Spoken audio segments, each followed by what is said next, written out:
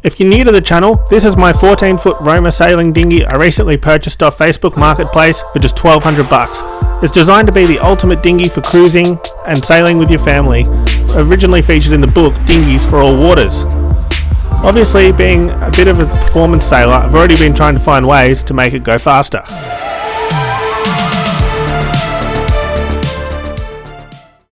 Okay, so I had a bit of a win last week. The lady that I bought the boat off, she messaged me just out of the blue and asked how it was going and everything, and I sent her the videos.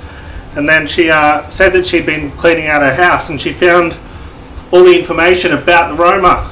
So she very kindly mailed it over town to me, and now we can unwrap it and see what we've ended up with. Who knows what it is? Yeah, just a paper tube full of stuff. So as I unrolled this mystery package of plans and stuff, I found a note connected to the top of one of them that looked like something out of a pirate ship. It even had coffee stains and stuff. Renovating them gave me the experience to build a new one. After reading Coleman's book, I decided Roma was the one for me. I wanted a cruising boat that sails and rows well. Rowing determined the size of it. Not using the motor allowed me to put angle iron across the transom. If the next owner wants to use the motor, the angle iron can be easily removed and a cable used for boom connection. Instead of lead ballast, I use 10 5-litre containers filled with water. During longer trips, I use the water. When one container becomes empty, I fill it with salt water. During transport, the containers are empty. So it was super interesting to hear the thoughts of the original builder of this boat. I hope one day that he discovers these videos and gets to see what's happened to his boat. It also came with this little building manual from Eric Coleman, as well as a whole bunch of stuff from 1986, including charts and maps of local lakes and stuff. So it was almost like this boat was built for a trip in the late 80s that maybe never happened, because none of the charts had any markings on them. It was then time to get back into the undercoating.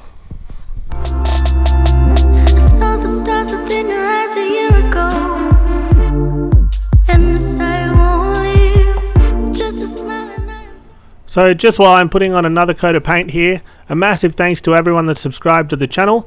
There are still about 15,500 of you that keep coming back to watch the videos that haven't hit that subscribe button.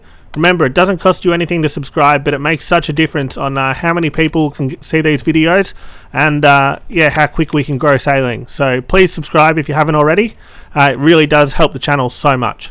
Whilst we're saying thank you to people, a massive thanks to the people on Patreon that continue to support the channel financially. Remember, if you're a Patreon, when this boat goes in the water, you get your name on the stern castle there on the what I'm going to call the wall of Patreons. So please head over there if you're in a position to help support the channel.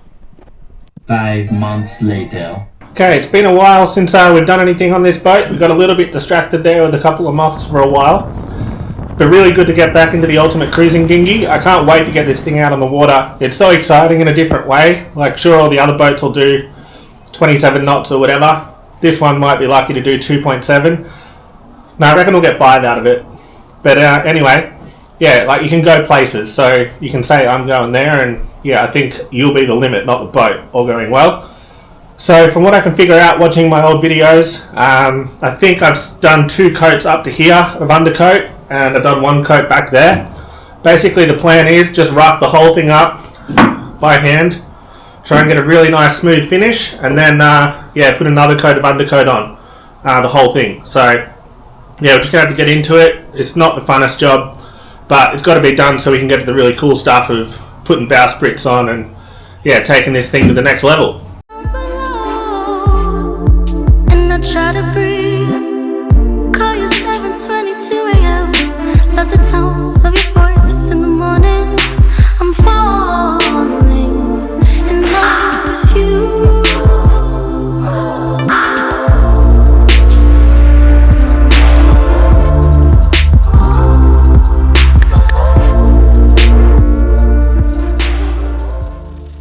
So I've sort of got sick of leaning on all those little stringers on the floor. So I went to Bunnings and bought the cheapest knee pads they had. And that was a game changer. It just made it so much more comfortable to work on the floor when I'm trying to get into all those nooks and crannies around the stringers and stuff. So knee pads, highly recommended. When the air is thin and the flame is low, I need you more.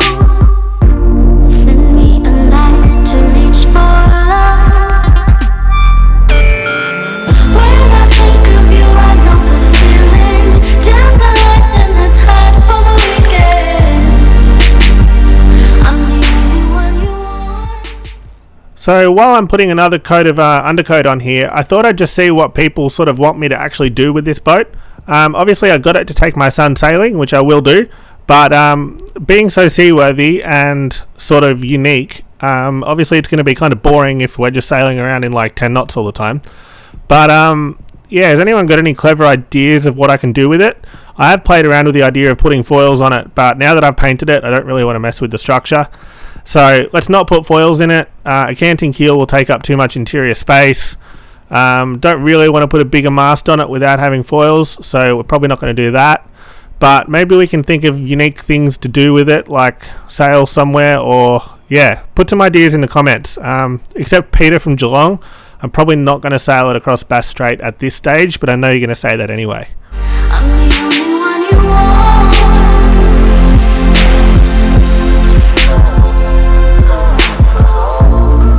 Right, so it is Tuesday night, about 9 o'clock. It's been pouring rain, it's freezing.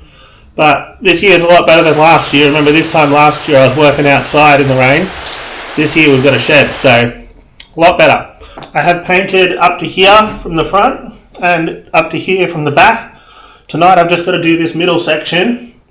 And then I really want to make sure I've got under the centerboard case there, all up under these frames, up under the seat. Just make sure all the detailing's really well done. Yeah, I sort of just want to paint this boat once with this 2-pack stuff, and then hopefully it's good for decades. Like I was just reading in the Dinghy Cruising newsletter thing, like there was another Roma that a lady had forever, and then another guy bought it, but eventually it just sort of dissolved, and I really don't want that to happen to this one because they're just so rare and so cool. I just want it to be, yeah, like as good as it possibly can be. So even if it's annoying and I'm so sick of being on my knees on these frames trying to sort this out, it's worth doing it right and doing it once, because I definitely don't want to do all this again. So let's get into it.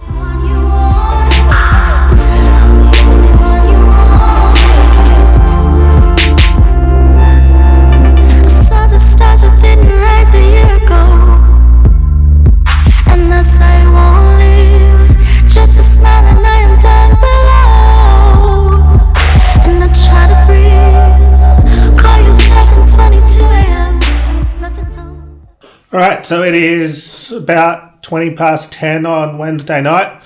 I was going to work on the moth tonight and try and fix up that bridle and investigate that rudder that I cracked the other day, but yeah, it's kind of raining and yucky outside, and I've also got to keep moving on the Roma. I really want to get this top coat on before it passes the sort of time window where I need to sand the boat back again. So yeah, I'm going to get into the top coat, which is really exciting. Obviously, it's probably not going to be the professional grade sort of finish, but the primary goal of this was just to protect the paint or protect the timber and also make the boat not be yellow anymore. So we're going to accomplish those two goals. It might not be a professional grade job, but yeah, considering the sort of constraints and just trying to get it done, I think it's going to come up all right. One thing that I'm happy I noticed is that the undercoat is a 3-to-1 ratio and the top coat's a 2-to-1. So I reckon that could be a bit of a trap. I ended up going for this kind of storm mist colour because it's just a little bit off-white, and I really don't want the boat to be too glary in the sun, and I think it came up pretty good. Voice in the morning, I'm falling in love with you. Send me a light to reach for love. When I think of you, I know. So the thing that I probably didn't mention in the last moth video, it's just a massive thanks to all the people that like come up and talk to me in real life. Last time at sailing, like a kid came in off his laser and he's like, "I watch your videos," and then that happened a few times that day. And then as I was going home, like a mum and like her 8-year-old son came up and she's like, "Can I take a picture of your boat so my son can find your videos later?" And it's just so cool. Like when I'm out here by myself, you kind of forget that the numbers you see on your phone watching the videos are actually like real people. So it's really cool to actually know that there are people out there watching this, because I'm here in the dark and it just feels like, I mean, I'm like literally in the dark. It's dark right now. Yeah, it just feels like it's just numbers on a screen, but to actually know they're real people that enjoy it is so cool. Alright, so it's about 10 past 10 on Monday night. Pretty stuffed after sailing the Moth yesterday and all that breeze. Gonna have to just keep painting this boat onto the first coat of top coat. So last time I started at the front, worked my way back to just after this bulkhead. Now I'm going to start at the back and work my way forward and then hopefully meet about here. I don't know whether I'll get all the way up here today. I might only get to probably a similar distance from the back as to what I got from the front. But just got to keep chipping away, get it done. I really want to sail this boat.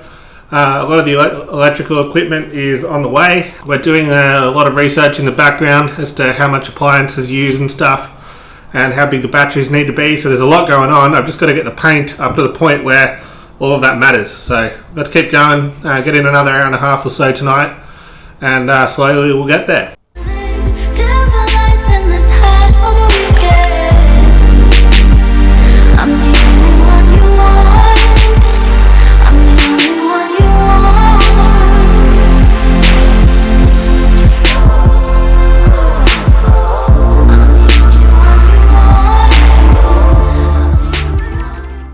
So I'm super excited to bring you this footage, which is probably some of the most exciting on YouTube.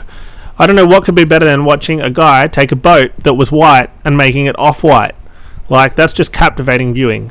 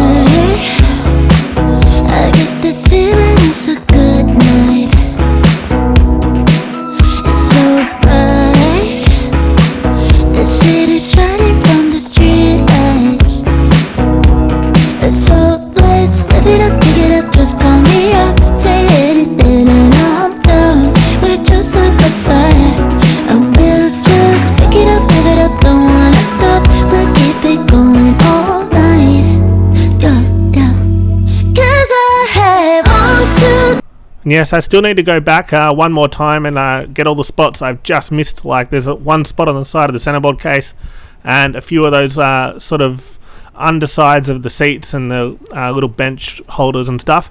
So there's still one more coat of top coat to go, just on all the bits I've missed. I'm tripping on a feeling that ain't going away. I need you right next to me. Take the records to the ceiling, close your eyes and just play. And now we sway, we just sway. And now we sway, we just sway. Don't stop now, we're like the river in the sky. Fly high, don't think we're ever coming down. So let's live it up, pick it up, just call me up. Say anything and I'm down.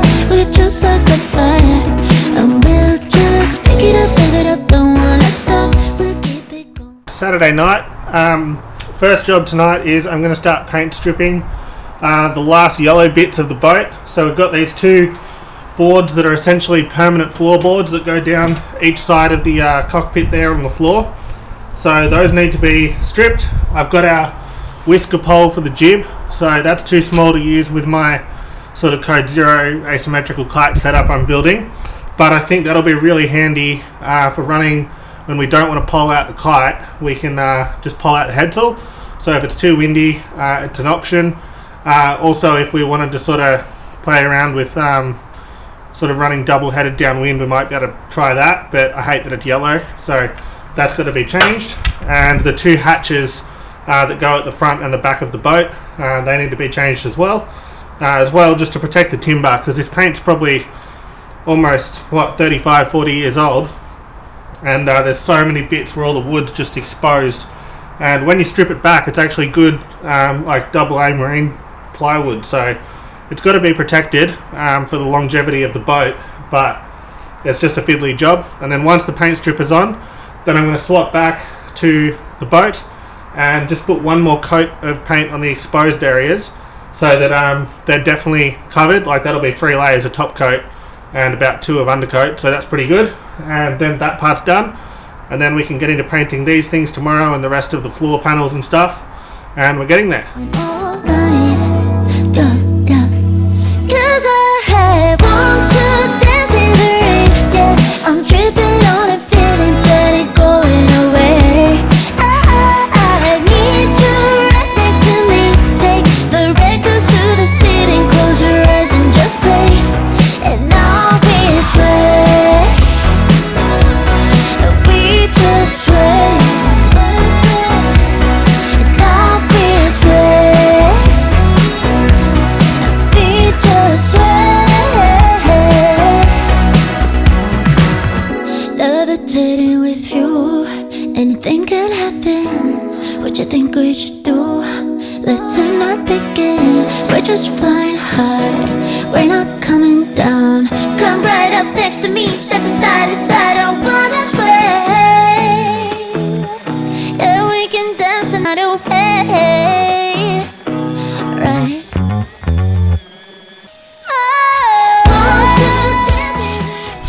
So I have a suspicion that my jib whisker pole was probably a broomstick or something once. I thought I'll take the ends off it so I can paint it all properly. That's actually an old FICO end, and FICO was bought by Ronstadt in 1981, so that's showing the age of all this.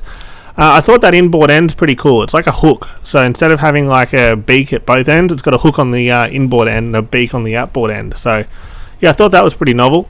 So you might have noticed in the earlier episodes that this boat's sort of held together with these wooden toggles that secure the floorboards and the seats and stuff in place. They are cool, except when you have to paint them, because they're really fiddly and they took a long time to sand and then paint. I'm tripping on a feeling that ain't going away. I need you right next to me. Take the records to the ceiling, close your eyes and just play, and I'll be sway. I was also a bit ambitious with how thick I put the paint on the tiller and the oars when I put the orange paint on about 6 months ago. So I had to sand a fair bit of it off so that I could then smooth it out again. And then I put my little wooden toggle things on some whipping twine and tried to get them to stay apart enough so I could paint them. And that's pretty much where we're up to. So I hope you enjoyed a break from the usual content. It's good to be back on the Ultimate Cruising Dinghy project. Remember to like and subscribe and send it to any friends you think might be interested. And I'll be back next time. I'm not sure what I'll be sailing or what I'll be doing. Might be another cruising dinghy video. Might be sailing something else. We'll see. Thanks for watching.